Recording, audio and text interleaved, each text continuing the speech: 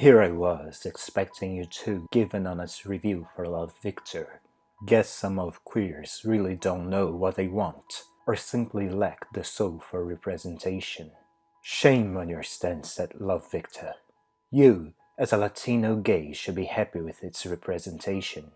But then again, what gay guy is really happy with any representation if it's not the way the one down to the details, am I right? And you're a fan of the movie with its white protagonist, but not with a brown one? Yeah, I see you. That kind of deconstructed gay. Shame on you, queer brother. You, better than a lot of people, should actually get it. But no, shame.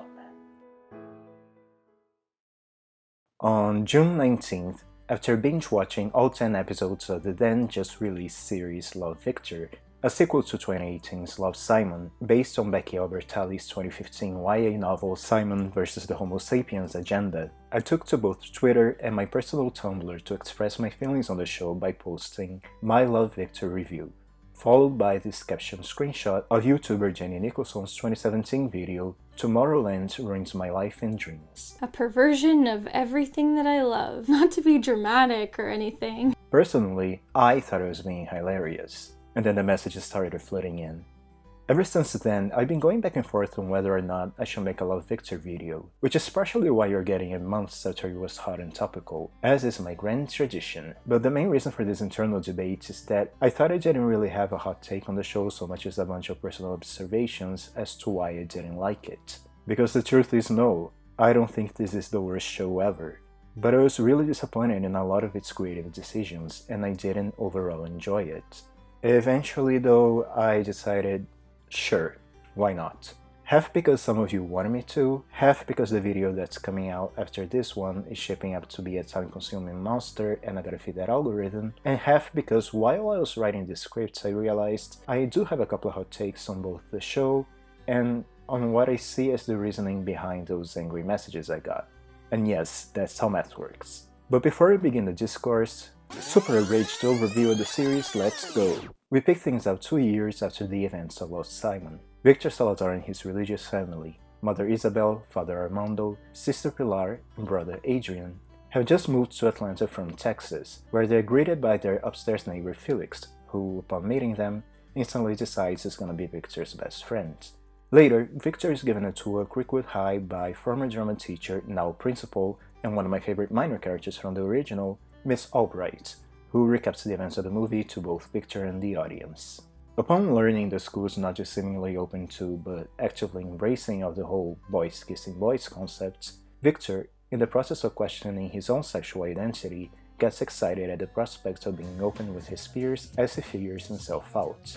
Victor's presence is then picked up by Lake and her new kid at school of Hundred's alarm, who approaches Victor and does the usual tell me everything about you routine that's never once happened in real life. Lake's best friend Mia, trying to save Victor from Lake's intrusive interrogation, comes to his rescue, and when Lake inquires about V's relationship status, Nope, no girl back in Texas. Victor then heads to gym class with Felix when he notices, Oh, baby powder.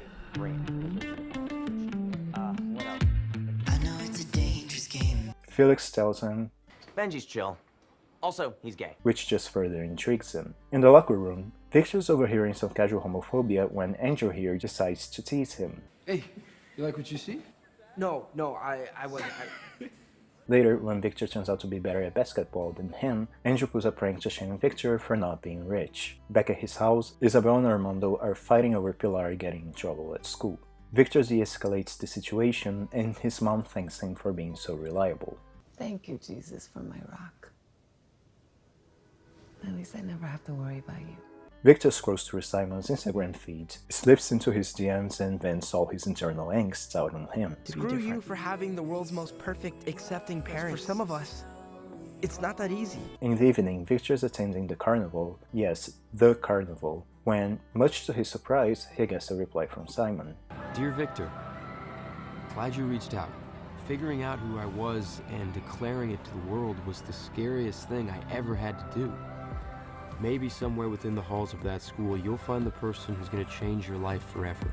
Victor walks past Benji over to Mia, asks her if she wants to ride the Ferris wheel, tells us over narration his story will be different than Simon's, end of episode 1. From there, Victor continues to try and be the perfect kid he thinks his family needs, and starts dating Mia while trying to suppress his attraction to Benji, who much to his heartbreak has a boyfriend. Meanwhile, Felix is into Lake, Lake is into Andrew, Andrew is into Mia. Lake starts getting into Felix but is ashamed because he's beneath her in the high school hierarchy. We find out Victor's family moved to Atlanta because Isabel cheated with Armando's boss, and Armando punched him.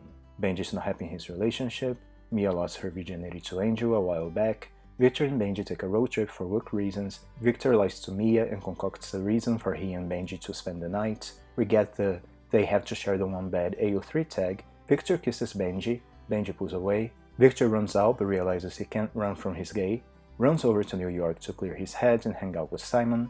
Simon's not there because Nick Robinson was busy, but Bram is. Victor meets their roommates, gets a lesson on how there's no right way to be queer. Simon shows up, does the metaphoric and literal passing of the torch, or jacket in this case, and gets back green screens into the club where Victor feels the embrace of community and belonging for the first time in his life. Once he's home, he does not break up with Mia yet because of reasons, but does tell Felix he's gay. At the school dance, Andrew overhears Victor kiss Benji and tells him to tell Mia. Benji tells him he just broke up with his boyfriend, they kiss, Mia sees it, there's a small confrontation, Andrew walks Mia home, Isabel and Armando tell their kids they're separating, Victor starts walking away, thinks better, turns around, and... I'm gay. And that's our season.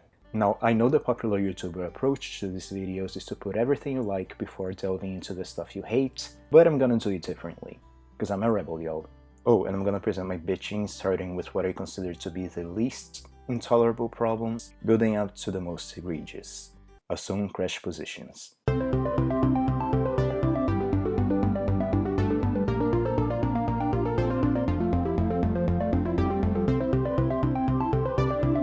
Right off the bat, one of the main beefs I have with Love Victor is the same I have with a lot of mainstream and even semi-mainstream works that were supposedly made for and about a queer audience, which is the overfocus on heterosexual characters and plot lines in detriment of the queer ones. I'll elaborate on that as I go, so let's start by looking at what we have here. Victor's family life plays a much bigger role in his story than Simon's did in the movie, so his parents are given more to do. That should be a good thing, but unfortunately the main storyline they're settled with this season is, boring. Isabel and Armando spend the entire show either openly bickering at each other or being passive-aggressive, usually both. Like I mentioned, the whole reason behind their family having to move was Isabel having an affair with Armando's boss. And the writers greatly overestimate how much we care about this particular subplot by treating it as a secret for half the season and as a big reveal once it's out. Mom had an affair. What? No, she didn't. That's Dad's old boss. I'm not the one having an affair behind Dad's back. You cheated on Dad with his boss. You don't think we could all tell how off you guys are? Thank you for not telling him the rest. Wait, this is why we moved? If you hadn't have beaten the crap out of Roger after what happened, you wouldn't have been fired and we would have never had to move here. Because we didn't see what their marriage was like before, we never saw these two being happy together. All the knowledge we have of their relationship comes from seeing two people who are clearly miserable and resentful toward each other getting into the same arguments over and over and over again, to the point of exhaustion. Yes, this is how relationships typically deteriorate in real life. But with no context of a happier, more pleasant time when things weren't bad, we don't have a reason to root for them to work things out. Doesn't help either that that's most of their scenes. We get a little bit of them as individuals and parents. Isabel has a nice teaching and bonding moments with Pilar early on, and Armando also has a nice father and son moments where he opens up to Victor. But mainly, when they're around, all they do is be antagonistic to one another. And that's dragged out for 10 whole episodes. So when they announced their separation in the finale, instead of feeling sorry for them or their kids, all I felt was relief. Like, thank God. Glad you got to the conclusion the rest of us did like 8 episodes ago. Speaking of dragging things out way past the point of interest, Felix and Lake.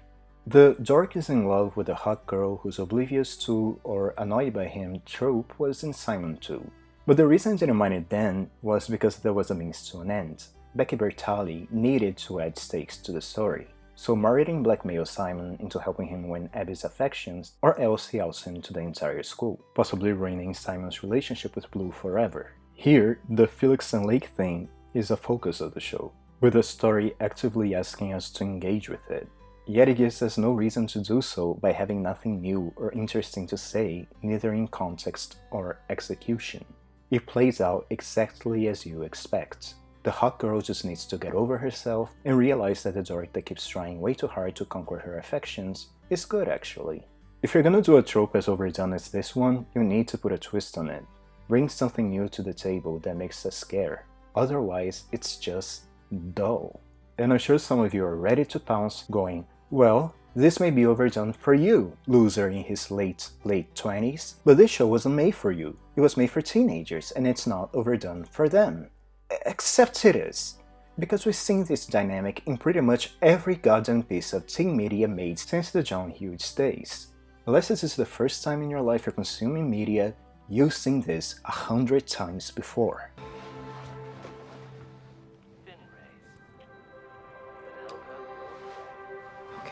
And I guess that'd be okay if that was what I or anyone has signed on for, but it's not. Yet they eat up so much screen time. Time that instead could have been maybe spent developing, oh I don't know, the fucking queer love interest and romance we're supposed to care about?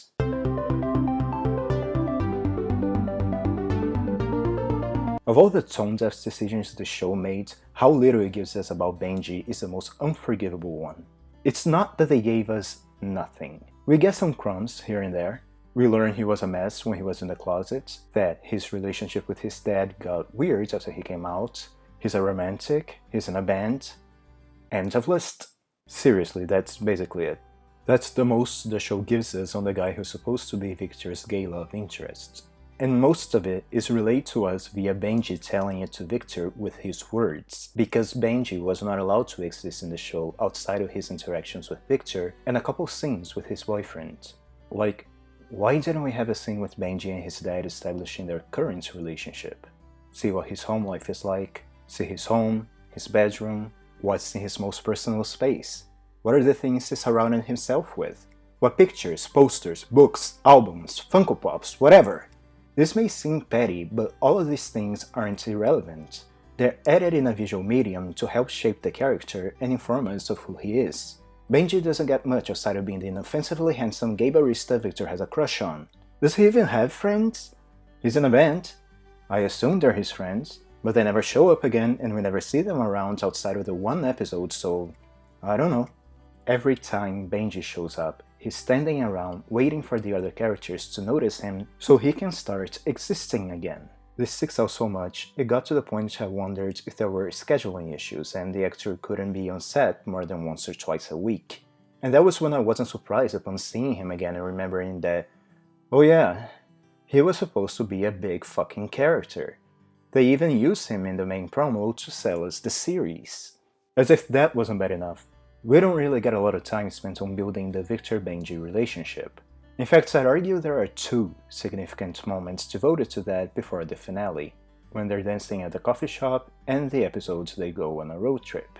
Both are shorter than you probably remember them, but they're the two times where I could see an active effort being made to get the audience to have any emotional investment whatsoever in despairing, and they are so brief and spread out that when Victor and Benji have their big kiss at the dance,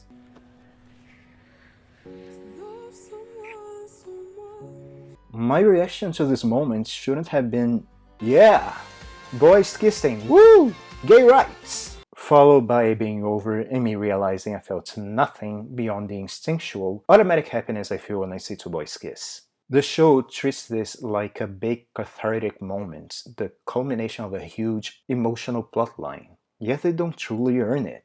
It falls flat. And the coffee shop and road trip work, by the way. Like this. You gotta put more rump in it. You gotta go. Oh. Yeah.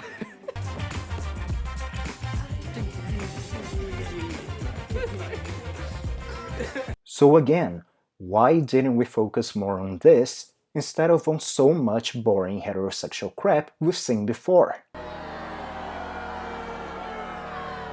think they're booing us. Look, I know Victor's story is not just about him getting with Benji, it's about him figuring himself out, and I welcome that. It's good that we get to explore more aspects of Victor's life and sexuality beyond a love interest. All the time spent on his relationship with Mia, that was great. In fact, it was necessary, so when Mia sees Victor and Benji kissing, we actually feel for her, because we spent time getting to know her, and we know this hurts her and Victor, because we spend time seeing how Mia is important to him, even though he's not interested in her like he is in Benji. All I'm saying is that for this moment to carry as much weight as this moment, they had to grant Benji and his relationship with Victor as much time and care as they did with Mia. By not doing that, the show ends up banking on us rooting for Benji and Victor to get together, mostly on the basis that they be a gay couple. And we like gay things because we're watching a show starring a gay protagonist, and we want Victor to be in a happy gay relationship. But do we want the relationship to be with Benji? Or is Benji the only other gay character who's around and framed as a potential love interest? What was your favorite thing about the connection that Benji and Victor have? Ooh, that's a good question. Yeah, they had such a sweet connection because I think they're both romantics at heart and they both got each other in that way. And you know, it's just they're the type of couple that you see and you just want them to be happy and so yeah, there was that. And, sorry, what was the, repeat that question again? I kind of went off on a tangent. For contrast, Blue was fully fleshed out. We knew who his character was. His thoughts, his taste, his fears, his dreams. All that before we even learned his true identity. When Bram and Simon hang out at the Halloween party, it's a way of showing us their dynamic and chemistry lives up to their online interactions at a point in the narrative we still don't know who Blue is. Yet most of his development is done via emails, and the brilliant way they stylized those in the adaptation from page to screen. A style, by the way, that has Blue literally played by 4 different actors, yet we care not only about Blue, but we want him to be with Simon, regardless of who he actually is. We know and are invested in him as a person, and he is in Simon's romance. The show has Benji, Victor's clear object of desire, have his identity known the whole time, is played by the same actor, yet it all but makes him a sexy lamp, only allowing him a few moments with Victor and failing to accomplish in 10 episodes what the movie did in 110 minutes. That is the biggest fail of the show to me. Yet, somehow, not the worst thing they did.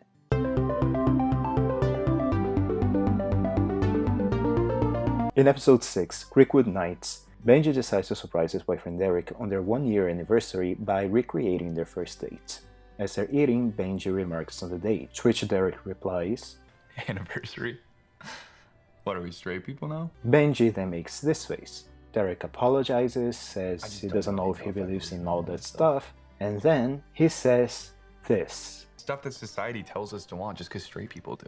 Like, one of the best things about being gay is that we don't have to conform to that heteronormative rom-com bullshit that is dreamt up by corporations to help sell greeting cards to morons.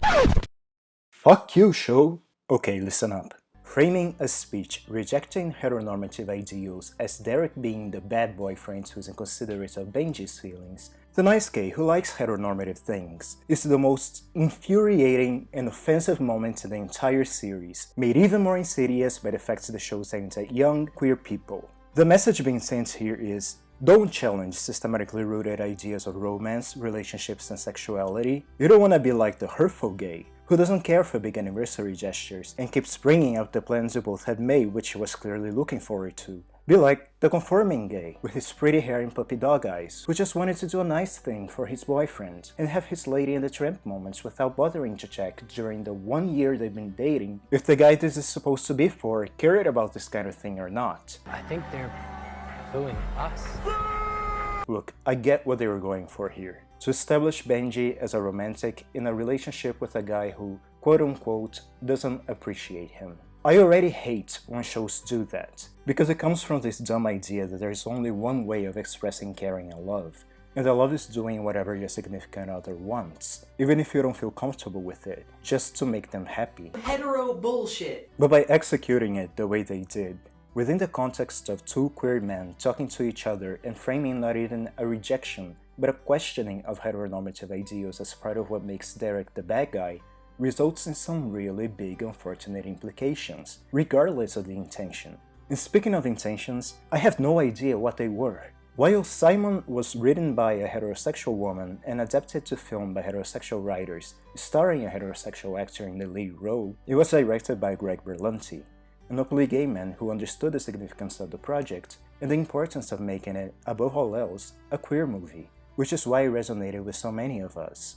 It is ours. Love, Victor, on the other hand, was developed for Disney Plus by the same heterosexual couple who wrote the movie. So at first I thought this was a Charmed reboot situation. So what do you think? I think I've never seen anything like this before. When that show was announced, they pushed the angle of how it would be woke Charmed, focusing on Latina protagonists and Latinx culture, a very feminist and queer-inclusive reimagining of the original show, which was wider than the Spears family, was set in a queerless San Francisco, and was bad at feminism. Why is it that one moment guys are sending out all the signals and then the next they just turn them off like a switch? What do you men want anyway? But now men are just wimps or thugs. It's women that are balanced. I would just hate to see her with a guy who, let's say on the third date just runs away. Don't you just hate men like that? Personally, I am offended by the representation of witches in popular culture. Which is why you're dressed as the Mistress of the Dark? This costume happens to be a protest statement. I'm not ashamed, and neither should you be. However, the badass Latinx feminist show was developed by white women and showrun by a white man. And while they did have a diverse writers' room with Latinx writers, and I personally thought they did okay with the way the series handled race, you could see the cracks in the execution of the premise from the beginning. Why are you three acting so peculiar? What? No, we're not. Oh, it's normal. All good here. Starting with accidentally casting a black actress to play Latina, something they hastily and clunkily retconned following the backlash. The feminism part also leaves something to be desired. Very well written, if a bit hostile. Reading it made me feel as if my penis had been torn from my body. Oh, good. You read it right. Listen, girls, that's not your mother. They're not girls, they're women. I'll just hang out here. Engage these young men in discussions about rape culture. Stop it. What about women supporting women? What the hell just... Like, I can see you're trying, but I'm not sure you're sure you know what you're talking about. Which is the only reason I'd ever step foot in a frat house that smells of stale beer and white privilege. And this is what this thing feels like. Except Aptaker and Berger brought on Ryan Tannen, an OK writer, to co-showrun this with them from the very beginning. And the episode in question was written by a gay man too. I don't know how the showrunning duties were divided and how much was the showrunner's decisions or studio interference due to the aforementioned fact this was originally meant to be on Disney+. But the truth is, I don't know what the hell happened here. The underdeveloped gay love interest, the overfocus on the numerous, tedious straight romances, how little Victor and Benji interact, and particularly this god-awful exchange, these things all kept adding up. And in the end, the truth is overall, I don't feel like the show was really made for us. And yeah, we can speculate on if and how much this was Disney's fault. But unless we learn one of their notes was, Benji has to be underdeveloped and he and Victor are only allowed 14 minutes of total screen time together, I do have to hold the showrunners accountable for this outcome. Love Victor doesn't feel ours, and that to me is unforgivable. Made all the more frustrating by all the times the show delivers on what I was hoping it would be.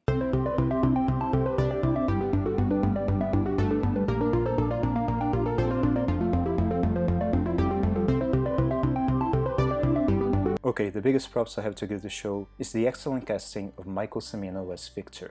I had no idea who this kid was, and although I'm personally of the opinion that queer characters, especially lead ones, should be played by queer people until we reach a point where openly queer actors are afforded the same career opportunities as their heterosexual colleagues, if they had to go the hetero route for Victor, Cimino was the absolute best choice. Victor's not an easy character to play. He goes through so much inner turmoil, has so many insecurities, all the while maintaining a shy, sensitive nature which Cimino nails every time. We can tell what Victor's going through at any given moment where he's acting alone. And hopefully from here on out this guy gets the same kind of attention and exposure that's granted to like Noah Centineo. Also, for all the problems I had with the characterization and writing of the show, Victor was never an issue to me. He's the likable, dimensional lead we love to cheer for, and his journey of self-discovery and acceptance was executed really, really well. He's a new, interesting, and compelling character. I love Victor as much as I do Simon and Bram. Felix is the Styles of the show, an archetype that's been around since at least the 80s, and it's one that can go really wrong really easily. It takes very little for this type of character to come off as an unbearable, unlikable, annoying little prick, and usually needs some clever writing and good acting for it to work. The former is but Anthony Turple, second best casting find of the show. Hi, hello, Victor's best friend here. Top of the morning to you laddies. I like you. Speaking of, I also really like Felix and Victor's friendship, which quickly but believably progresses from something Felix imposes upon Victor to a genuine bond based on caring and loyalty. What the hell are you doing? Dude, what do you care? He's a loser. He's my friend. The scene where Victor comes out to Felix is perfect. I like guys. Heterosexuals, take note. This is the right way to react to your best friend telling you they're queer.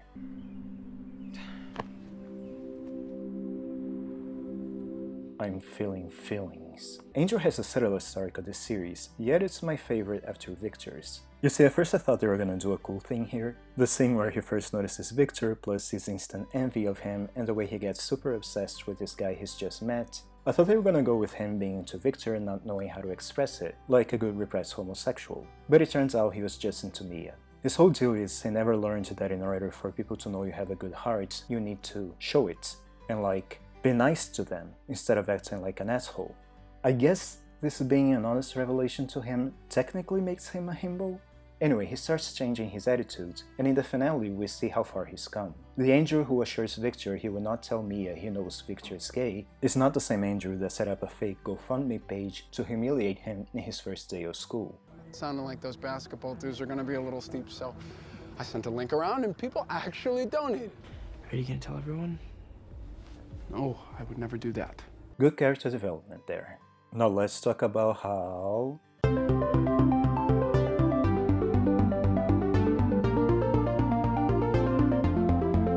So, you guys remember Simon's opening narration?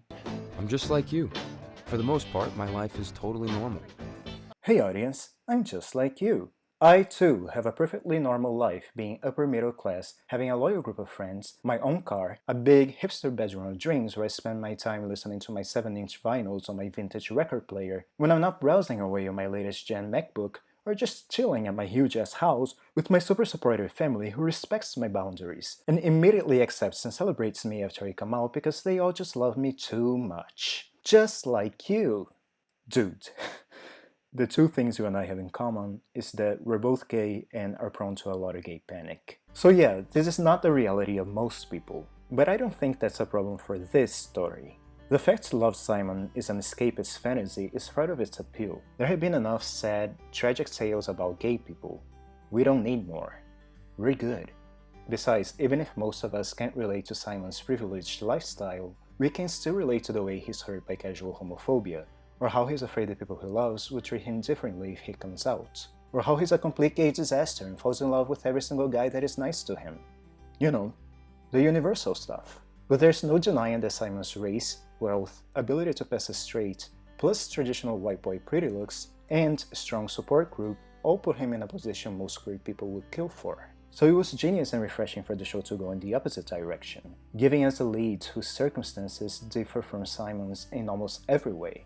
Victor is Latino, his is a working-class family, he comes from a religious household, he's been around actively homophobic family members who he still loves throughout his whole life, and he's just moved to a different city where he doesn't have as big and established a support group as Simon did. Love, Victor is about being queer as a brown Latino kid, surrounded by culture that is often antagonistic toward queer people, and as such, it's a much more inclusive and relatable depiction of growing up queer. One that comes with the opportunity of tackling a larger amount of issues, most particularly the intersectionality of race, sexuality, and religion. The show's two greatest moments come first when Victor's homophobic grandparents are visiting for his birthday, and Victor afraid of how his family will react. Asks Benji and Derek not to say they're a couple. When his grandfather catches the two kissing and he and his dad start spouting homophobic talking points, Victor stands up for not only Benji and Derek, but also himself, even if his family doesn't know that. Those are my friends. I'm not gonna tell them not to be who they are if that bothers you. That's your problem, not theirs and not mine. Prompting his dad to finally find the courage to stand up to his own father, and his mom to stand up to her disapproving mother-in-law by having her sons back in a much-needed boss moment for Isabel. I raised him to be true to himself and to stand up for the people that he cares about. The show further gets it right by presenting us with Victor's grandfather's line of thinking, but not shying away from saying, it is not okay. You might be able to justify it to yourself, but that doesn't make it any less bigoted and harmful.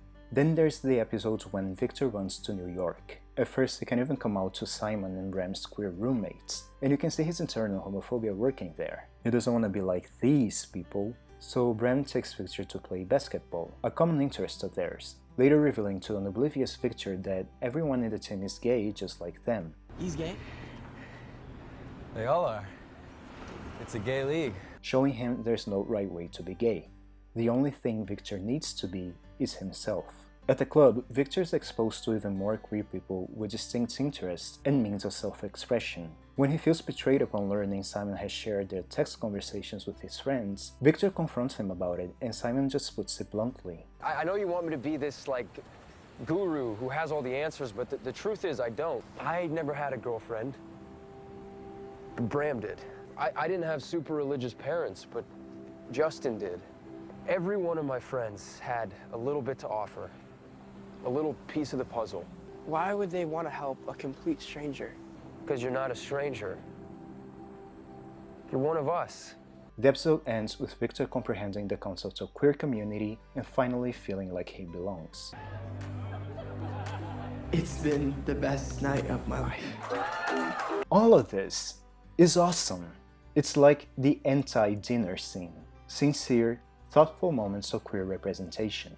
This is what I meant by the show being so frustrating. We have great moments like these, juxtaposed with it completely missing the mark. If we had more of these instead of, say, Felix and Lake's creatively bankrupt romance, or Mia's father and girlfriends eating up too much screen time with something about marriage and a baby, I don't know, or the 700th scene of Victor's parents looking ready to kill each other, I'd be singing a completely different tune than I am now.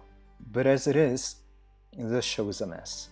When they get it right, they get it right. There are some beautiful and groundbreaking moments here that I think have and will speak to a lot of queer kids, as well as some valuable lessons we can all take something from. To me, that's the best part about all of this. Having a community, just because they know that on some level, we've all been through the same thing.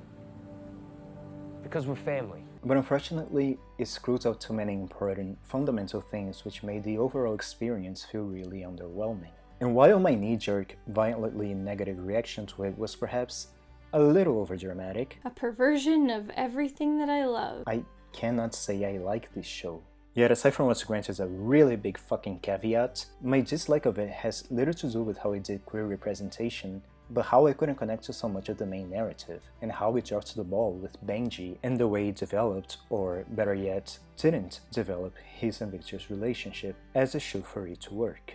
Still, I understand why an online stranger decided from the one post and screenshots with no other information that not only did they know what my issues with Love Victor were, but that they particularly had to do with representation. And look, don't be this person making assumptions and vaguely accusing people you don't know of being racist and faux woke from nothing.